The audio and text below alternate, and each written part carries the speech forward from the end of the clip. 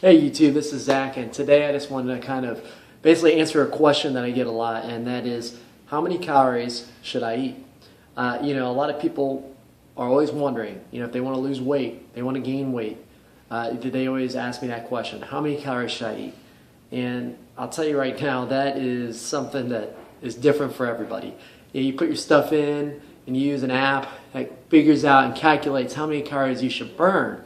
But here's the problem, it can't account for many things that are going on in your body with hormones and how much you currently eat and all the things that drastically affect your metabolism, okay? It doesn't account for that. It accounts for, age, gender, body weight, and basic activity levels. It doesn't account for everything.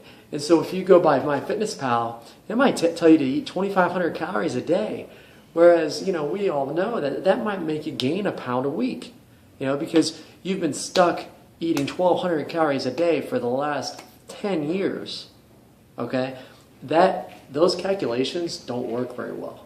I mean, for some people, if you have a healthy metabolism, you haven't totally destroyed it by, drastic undereating and restricting and yo-yo dieting and all that stuff. If you haven't done that, then maybe you can get away with eating that much food.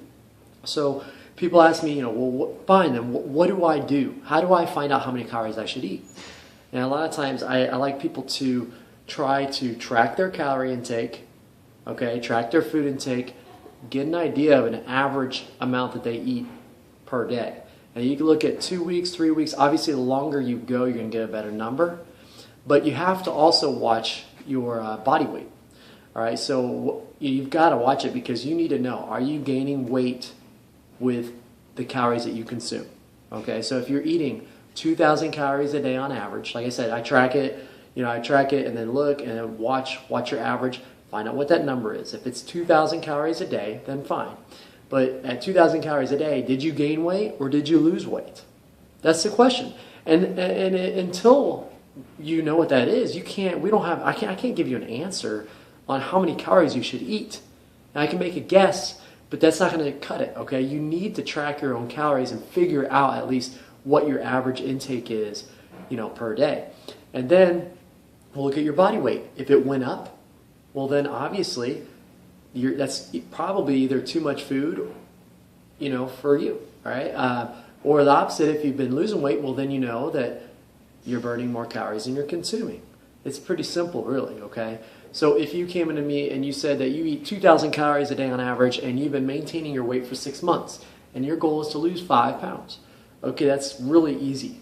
All right, I would tell you, let's go ahead and reduce your calories just by a little bit. Let's lower it down to 1,750.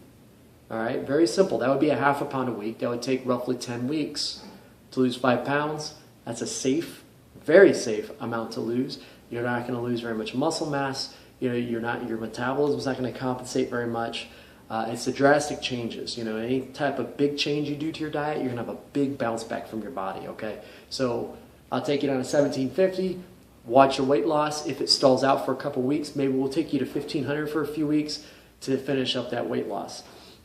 But again, if someone comes into me and they tell me their average is 1,200 calories a day and they haven't lost weight in a year, well then that would be a different approach. And for them, I would tell them, I'm sorry, but you can't lose weight right now. You're not eating enough. Your hormones are jacked up. We've got to bring your metabolism back up slowly.